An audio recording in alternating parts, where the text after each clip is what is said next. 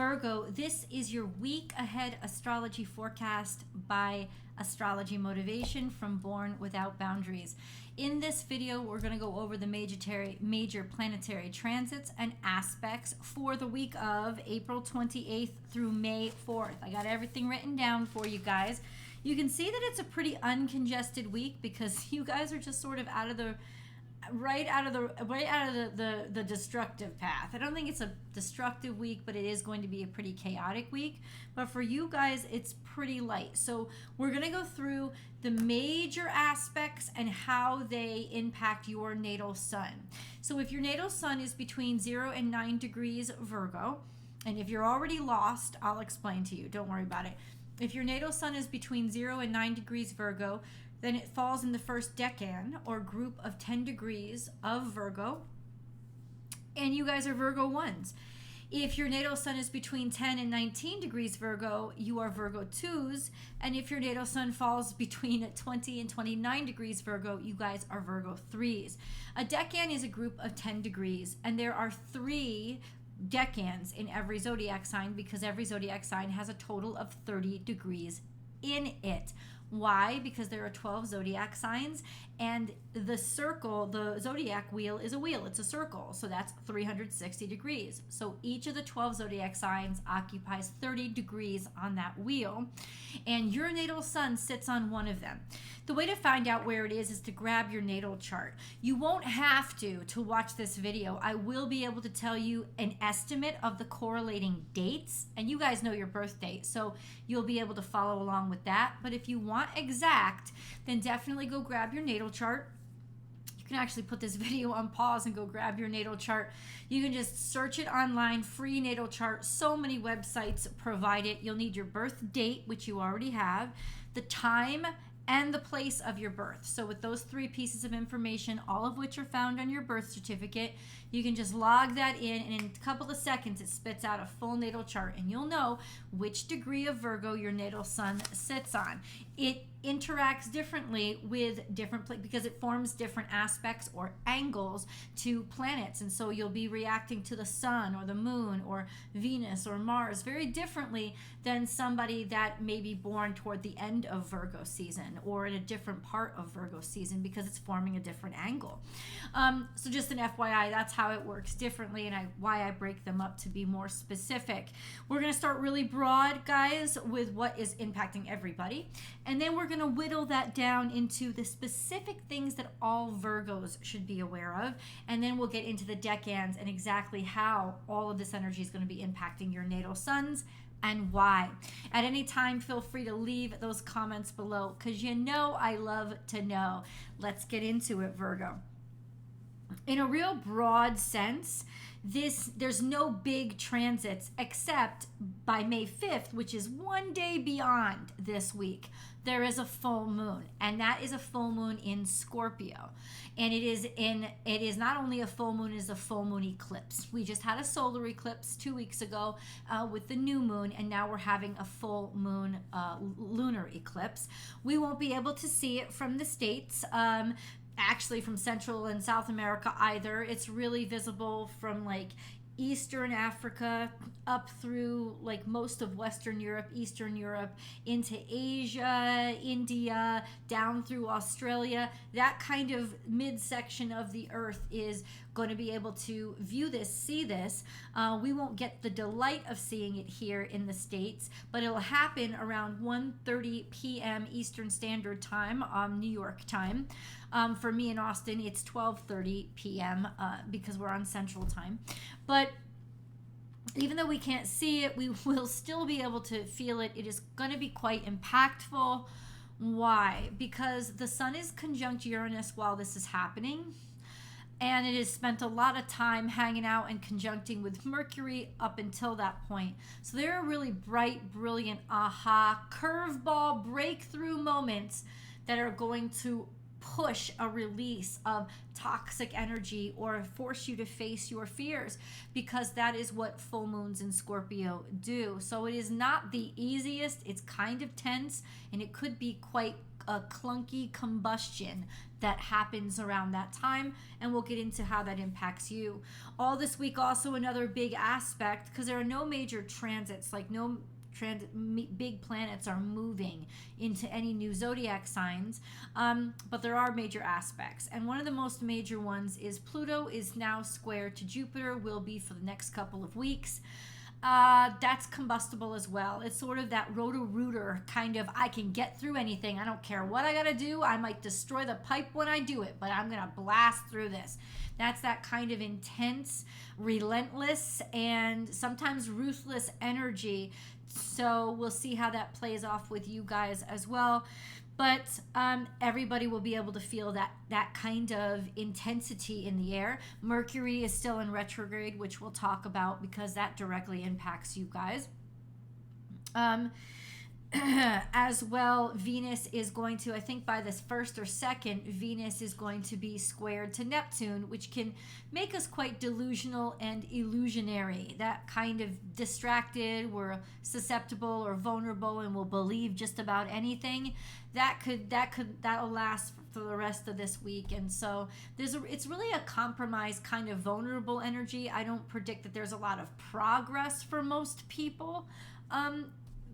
Maybe a few people, but there's not a progress for most people. Most of the time, mostly this is just a week building of shit building up, and it's getting ready to blow. It's sort of like I compared it, Virgo, to, you know, the old rifle, or the old rifles that you have to pack the gunpowder down in order, and pack it really tight in order for there to be a combustion that's happening. And that's sort of this week leading up to the full moon. It's that energy of things becoming very compact and about to explode. That's sort of what this energy is about. So just FYI. On May 1st, we have an interesting conjunction between Mercury retrograde and the Sun. It will be in a perfect conjunction, the Sun and Mercury retrograde, and for a few of you it'll be trine to your natal suns, and we'll discuss that a little bit later too. This is a major day because I think this is a very relevant aha moment, an awakening moment of something that happens maybe because of some sort of tech kerfuffle or Mercury retrograde kind of thing happening, or it's just something that you didn't realize before comes to light. Now it's discovered, and now it's brought to light and realized. So this is a real aha moment kind of energy. It happens at 11 degrees Taurus. So 11, both Mercury and the Sun are at 11 degrees Taurus. It's an awakening. There's something going on, and there's something going on. And as the Sun passes by Mercury retrograde, then it conjuncts to Uranus. And so this is like putting things into that larger perspective and real genius and ingenuitive energy, where there could be major breakthroughs that are happening when the Sun is conjunct Uranus, completely out of left field, like shocking everybody, or definitely seeing or realizing that there has to be a change. Could even be a leader that steps up and starts to incite a rebellion or a change, especially around that full moon when it's combustible and we're sick of things and we're sick of the sick and we have to release it. So ultimately, a lot could be going on between this week and next. Let's double down into Virgo specifics, okay? Mercury is in retrograde. It is your ruling dignitary, and wherever it is, you're going to be impacted by it. So just know that, and always keep track of where Mercury is. It's sort of in a different sign every 3.5 weeks, and so it moves pretty darn quickly. Aside from the moon and the sun, Mercury coasts pretty quickly. So always know, be aware, because it does impact you, and it will sort of flavor or color how you feel, or even especially where your focus is, wherever Mercury is. So right now Mercury is in Taurus, and this week it is moving between 13 degrees and 9 degrees Taurus. Because it's in retrograde, it's moving backwards. So it starts in the second decan of Taurus, which means in the beginning of the week it's going to be trine to those of you who are in the second decan of Virgo. But toward the end of the week, more toward the full moon, It is going to be trying those of you who are in the first decan of Virgo. And if some of you are in between, which is usually, let me guesstimate the dates. So first decan Virgos are August Virgos, pretty much up through maybe the 29th. And then second decan Virgos are like the 30th, maybe through the 10th of September. And then last third decan are like the 11th through the 21st. That's an estimate. So in between the first and second decans are probably people between the 6th and the 12th, or like the 7th and the 13th. Those of you will be feeling Mercury the whole time, and you will be trying to your natal sun will be trying to Mercury retrograde the whole time. So there's some sort of peace and harmony that is taking place, or it won't impact you. Mercury retrograde won't impact you as badly because it is trying to your natal sun. So one can only hope, right? So Mercury is transiting between 13 degrees and 19 degrees Taurus. It is going to conjunct the sun at the beginning of the week, and then by the end of the week, it is going to be conjunct the North Node. On the 4th, which is the last day, this is Thursday of next week, it is going to be in direct opposition to the moon. So that could be a particularly moody or frustrating. Old feelings could come up and people could start talking about them, or they're speaking from old emotions that have to come out. So be aware of that day. A revelation could come out. You could discover there were feelings that you didn't even know you had or know somebody else had. FYI, they could just come to light. Let's go into the decans. So Virgo ones, like I said, those of you who are born August Virgos, definitely Virgo Leo cusps. Your natal suns this is a long-term aspect, and it's been this way for a while. They're in opposition to Saturn, especially, I would say, if you guys are born at the cusp. More those Virgos who are born closer to, more toward, no, that's not true. I think it's all of you, because Saturn is at 5 degrees Pisces now, so it's pretty much all of you guys. What does that mean? That means for the next year, there's going to be constant tension or constant thought about work. Some sort of just work won't leave you alone. Career building, or even tension when it comes to authority figures, obligations, contracts that you've signed. That kind of tension is just going to be there all week long for you guys, and that's something that you sort of have to just kind of understand and know. This could lead to inspiration and progress, definitely, but it's just not something that you can control. It's like it's never going to let you rest. So anything around work or career is going to be sort of excited or excitable or pressing on you for the next year. That is a long-term aspect. Another long-term aspect is your natal suns are trine to the North Node and sextile to the South Node. So you are definitely looking to move forward, wanting to move forward, but finding opportunities still, and that could be the tension, right, with your career, finding opportunities still in what you have been comfortable with, and not necessarily understanding how that's going to translate when you turn the corner to go to some place that is a little bit out of your comfort zone. But I think that there is inspiration to find progress or work harder, intensity. But this is your life path. So there's a sense of finally coming to terms with where your life path is headed, but still finding more opportunities in your comfort zone. That's sort of where you are for the next couple of months, maybe even to the end of this year. And then we have this week, your natal suns by the 5th of May are going to be trine to Jupiter. That's one of the most excellent aspects you can have, and that will last for the next week or so. So that's luck and abundance and fortune. That's also being able to grow and prosper through exploration. Maybe you'll be a little bit more adventurous and a little bit more harmonious with adventure. yeah, it's just a really fortunate aspect that I would just suggest you kind of enjoy. Don't try to push things too quickly. Everything else, all the other tension is still happening. But for you, it's almost like you'll find resolutions without even asking for them. Like it's just a little bit of fortune that kind of smooths the edges down. So that's really helpful in this very tense energy. By the 29th, your natal suns are going to be conjunct the moon. That means that on the 29th, you could be having, you could feel a little bit extra moody, or just a little bit more aware of your whole self, your full self, your complete self, because the moon will be conjunct your natal sun. So there is a sense of just understanding yourself in a little bit more richer, thicker, and feeling your emotions and comprehending them, or emotions that you have coming to life. Maybe not moody, but a little bit more emotional on the 29th, FYI. So Virgo, let's move on to Virgo 2s. So a long-term aspect is your quincunx to Chiron. This is about old injuries coming up and rubbing against you, or making things a little bit difficult for you, or just feeling like something is you're always being set upon, always being challenged, or something is always challenging your value or your self-worth.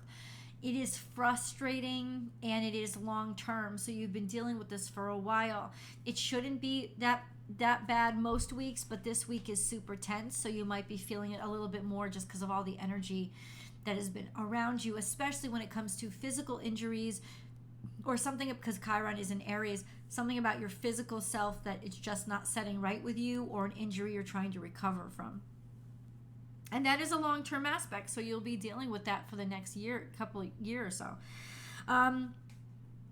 Another long-term aspect is your natal suns are trine to Uranus. So this brilliant energy is kind of all around you. And if you feel like you're more ingenuitive, or you find yourself being able to figure things out or work around corners, or you find yourself disagreeing with the status quo a lot more, it's because you're harmonious with Uranus, and your weird things and are starting to be wonderful to you. It's actually kind of a wonderful ride and kind of an adventure. When your natal suns are trine to Uranus, you just get more comfortable with the interesting and the abstract, and you really start to figure things in an unconventional way. And it's actually a beautiful energy. That's long term. What is happening this week? Your natal suns are trine the sun. At least by Sunday the 30th, you are trine the sun. So your natal suns will be trine the sun on the same day when the moon will be conjunct your natal sun. This is actually a really whole and wonderful energy of finding yourself and accepting things about yourself, and allowing yourself to be emotional, and having the confidence to be self-supported, nurturing, and allow yourself to heal. So on the 30th is a really good day for self-healing, self-care, and the allowance of the full whole self to be accepted. You also have by the 5th of May, and this is something. So on May 1st is the day that Mercury and the sun conjunct perfectly at 11 degrees Taurus. It is your natal suns, especially those of you who are born around the 10th, 11th, 12th, that are really going to be feeling the big power of this, because it's going to be trine to you guys, especially in a very tight trine. So what does that mean? There's an aha moment and an awakening that's happening that you really needed to happen to help put things back into balance for you. It is going to be helpful, cathartic, and healing for you. It's a big breakthrough when it comes to healing, and tranquility is going to come through on that day. So yeah. And then we have a sextile to Mars, which is a really wonderful thing. It means higher energy, higher stamina, some sort of opportunity that comes with interacting or being actionable or taking action. Mars is in Cancer now, so a lot of it has to do with the moon and emotions. So opportunity to share your emotions, express your emotions, talk about your emotions, or even just opportunity to help your family in some way, or be assisted, or your family family opening up opportunities for you this whole week. And then you have, I wrote this down, during the full moon on the 5th, conjunct Mercury retrograde. Yeah, so your natal suns are going to be conjunct Mercury retrograde.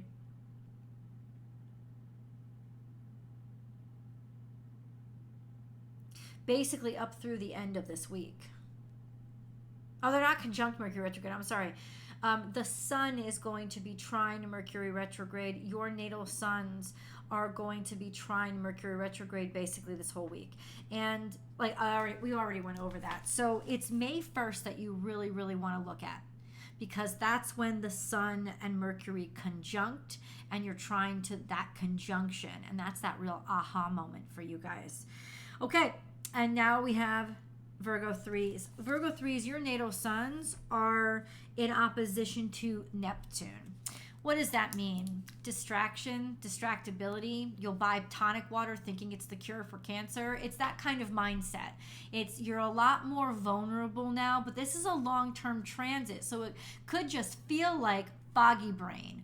It could also be induced dreams, like more dreams are happening to you. Definitely listen. There's wisdom in your dreams, but Neptune speaks through dreams. So it can be very distracting and you can be falling asleep more sleepy, daydreaming a lot more, looking for escape a lot more. This is definitely a time when you want to watch how much you drink and getting into any substances, because they can become addictive during this time or used in excess.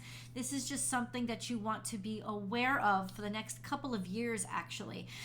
What you can do to use this energy is use the dreams, actually listen to the dreams, take a dream notebook and use it to inspire the creative aspects of your character. However they're starting to come out, trust them and create to direct this energy instead of be pushed around by it.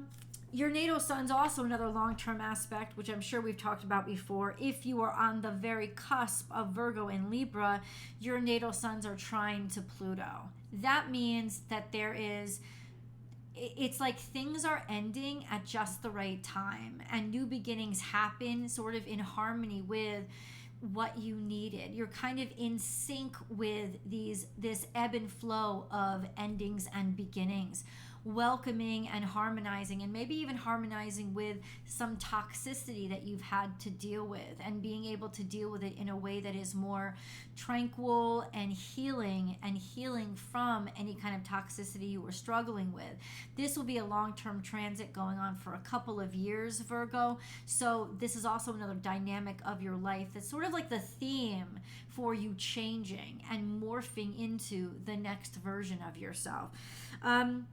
But for this week in particular, your natal suns are square to Venus, so watch out. You could feel a little bit more compromised when it comes to your looks. It's not a good time to change anything because you'd probably be changing things about yourself to impress people instead of to express who you are. There could be some tension when it comes to financial difficulties, or tension when it comes to difficulties in your relationship and not feeling appreciated in intimate relationships. That will pass. It will pass over this week, but just be aware that these challenges will ask you to understand yourself in a more deeper way and maybe find value outside of, more shallow things or more glamorous things. And that's sort of the purpose of the square, to get you to think outside the box, to challenge you. And then you also have this week, for the next 2 weeks, a quincunx to Jupiter, which is just frustration when it comes to growth. Like, why can't things work out for me? Why is it it's almost like just always traveling on a bumpy road. Jupiter is also in Aries, so there could be some frustration when it comes to ways that you wanted to change or grow physically, or hoping that you could sort of do something more with your body. That could be more specific. But in general, a quincunx to Jupiter is you're optimistic, but it's like your optimism is way ahead of what you can actually get done or do. So all the retrograde and all the other squares could be particularly frustrating to you because there isn't this impetus to grow, but it's too fast. It's going too fast. So the best thing to do is do what Virgos do best and make plans. Set intentions and make plans for the future, or build a growth schedule almost. That might help you slow things down or remind you to slow things down a little bit. Things could also be moving too fast outside of you as well, which could frustrate you a little bit too. Just an FYI. So Virgo, I love you guys so much. Please do come over to Born Without Boundaries Tarot for your week ahead tarot card reading. But before you do, don't forget to subscribe to this channel to help us grow over here. Definitely ring that notification bell so you know when I upload your favorite content. I love you guys, and I'll see you next week. Bye, Virgo.